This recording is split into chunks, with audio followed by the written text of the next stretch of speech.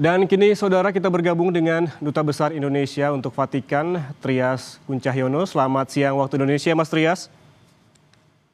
Selamat siang, selamat pagi waktu Roma.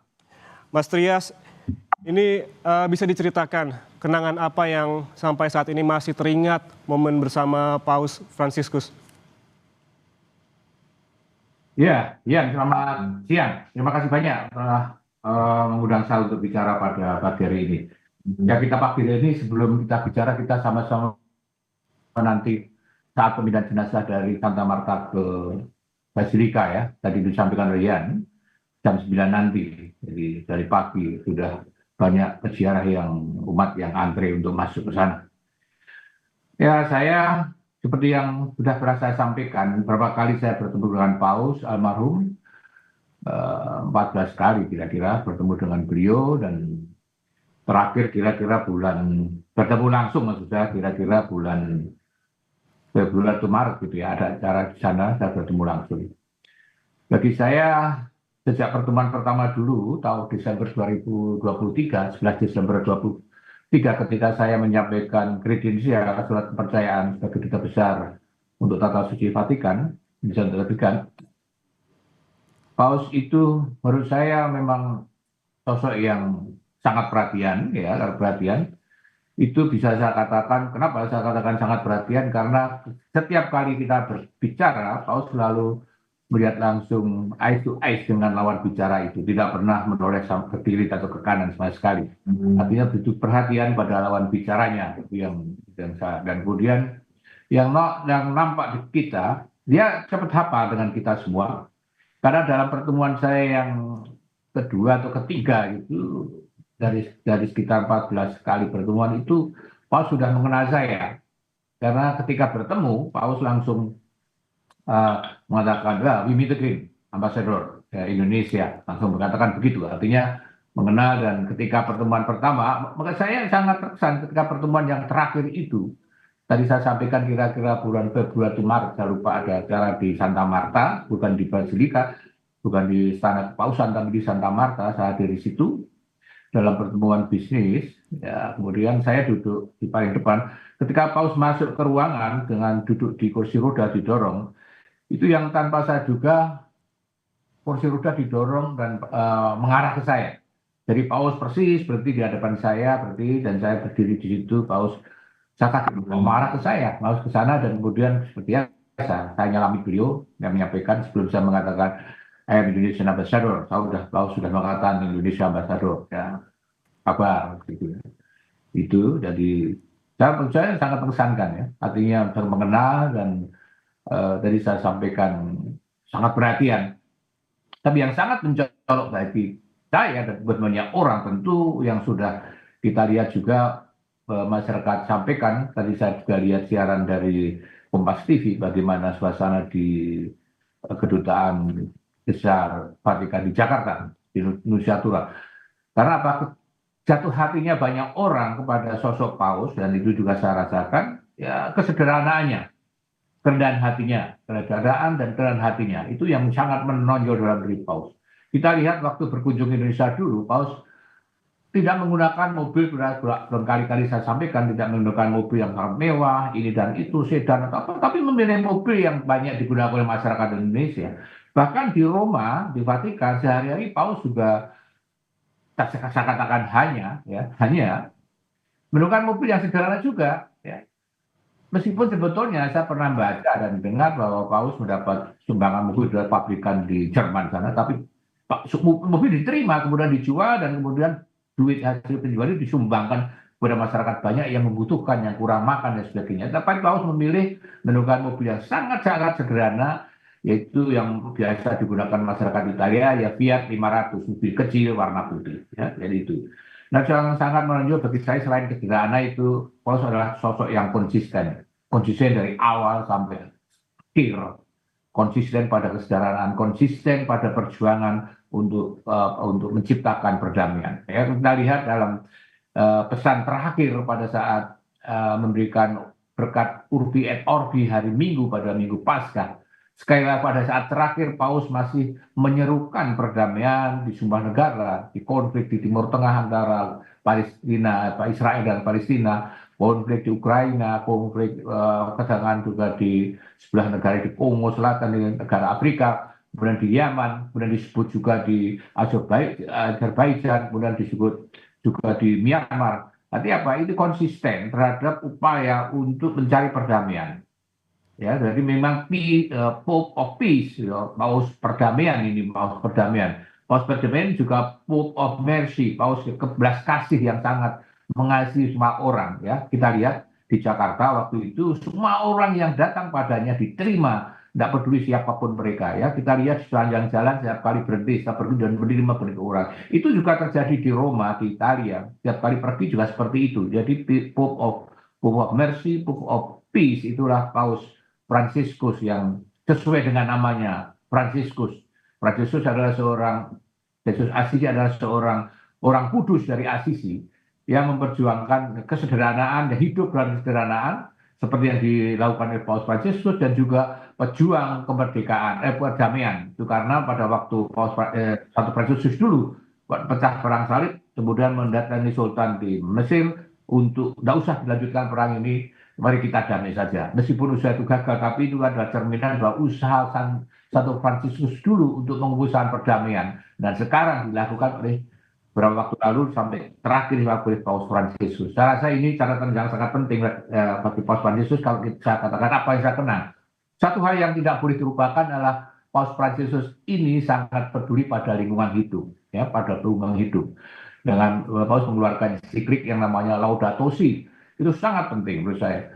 Seorang pemimpin yang sangat peduli lingkungan hidup. Padahal kalau kita lihat bandingkan dengan negara Vatikan City hanya 44 hektar, nggak sama sekali, hanya ada taman sedikit di belakang Basilika, ada taman di sana kepausan.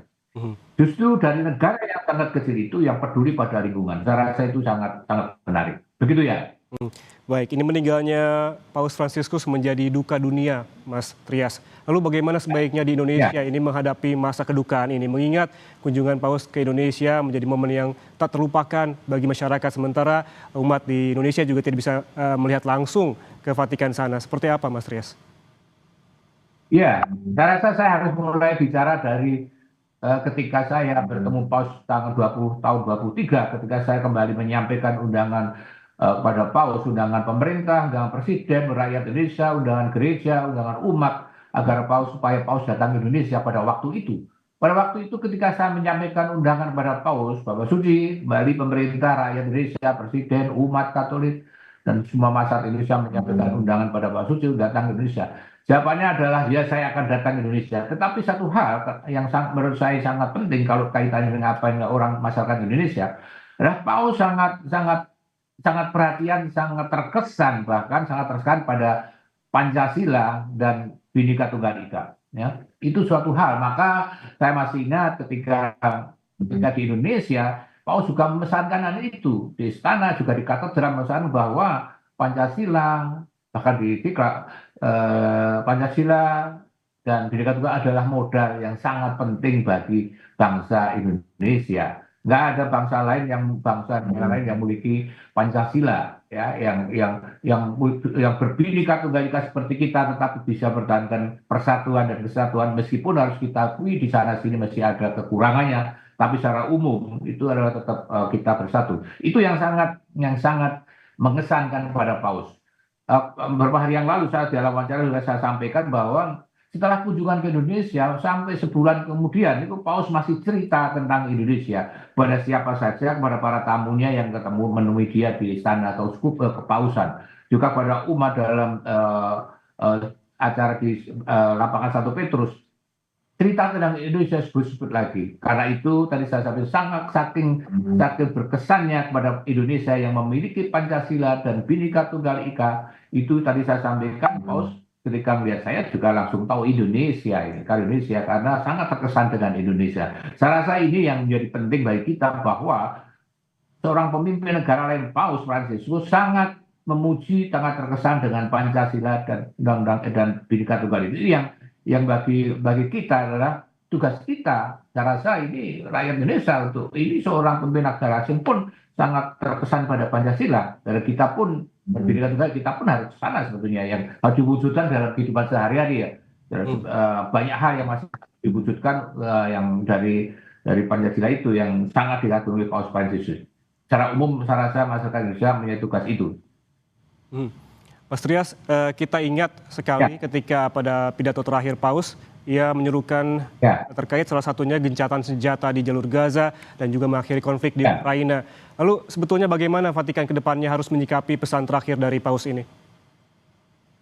Saya rasa Paus Fransiskus adalah pemimpin dunia yang pertama yang menyerukan gencatan senjata.